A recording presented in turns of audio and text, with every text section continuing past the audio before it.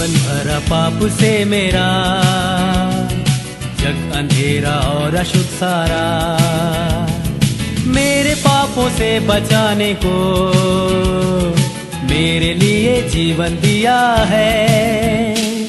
यीशु तू महान है, महान है।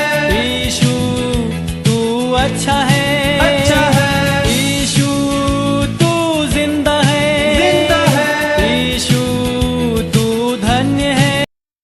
परमेश्वर के नाम की महिमा हो। अदालत के कामकाज से हम सब वाकिफ हैं। हम जानते हैं कि मुजरिम का अगर जुर्म साबित हो जाए तो न्यायाधीश उसकी सजा सुनाते हैं। लेकिन सोच के देखें, अगर एक मुजरिम के खिलाफ सारे जुर्म साबित हो चुके और न्यायाधीश सजाए मौत सुनाने ही वाला हो और अचानक कोई आकर कहे सजा इसे नहीं बल्कि सजा मुझे दे दे, ऐसा कभी हो सकता है? लेकिन हम जानते हैं, इतिहास हमें बताता है कि ऐसा एक वाकया हुआ है और ये इतिहास हम बाइबल में पाते हैं। पवित्र वचन बाइबल यूहन्ना सुसमाचार 18वें अध्याय के 39 और 40 में इस प्रकार लिखा है, पर तुम्हारी ये रीति है कि मैं फसह में तुम्हारे लिए एक व्यक्ति को छोड़ दूं। अतः क्या तुम चाहते हो कि मैं तुम्हारे लिए यहूदियों के राजा को छोड़ दूं? तब उन्होंने फिर चिल्लाकर कहा, इसे नहीं, परंतु हमारे लिए बरअब्बा को छोड़ दे। और बरअब्बा डाकू था। यहूदियों की रीति थी कि फसह के समय में एक व्यक्ति को छोड़ दिया जाता था। उस दिन डाकू बरअब्बा, जो खून के इल्जाम में कोठरी में था और वो सजा का इंतजार कर रहा था, अकस्मात उसको पता चलता है कि उसको रिहा कर दिया जा रहा है और उसकी जगह किसको क्रूस पर चढ़ाया जा रहा है? प्रभु यीशु मसीह, जो हर एक व्यक्ति जानता था कि निर्दोष और निष्कलंक है।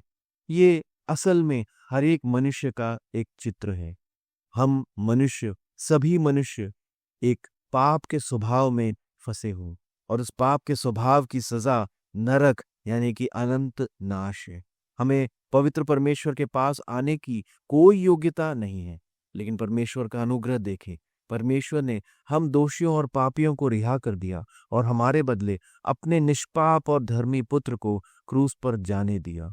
पहला पत्रस 3:18 में लिखा है, इसलिए कि मसीह ने भी अर्थात अधर्मियों के लिए धर्मी ने पाप के कारण एक बार दुख उठाया ताकि हमें परमेश्वर के पास पहुंच जाए।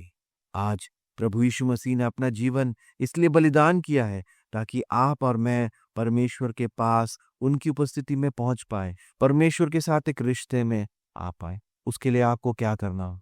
आपको विश्वास करना होगा कि आप एक पापी हैं। आपको विश्वास करना होगा कि आपके लिए प्रभु यीशु मसीह ने क्रूस पर उस मृत्यु को सहा। वो मारे गए, गाड़े गए, तीसरे दिन जी उठे क्योंकि वे परमेश्वर हैं। और आज प्रभु यीशु में विश्वास कर आप अनंत जीवन पा सकते हैं।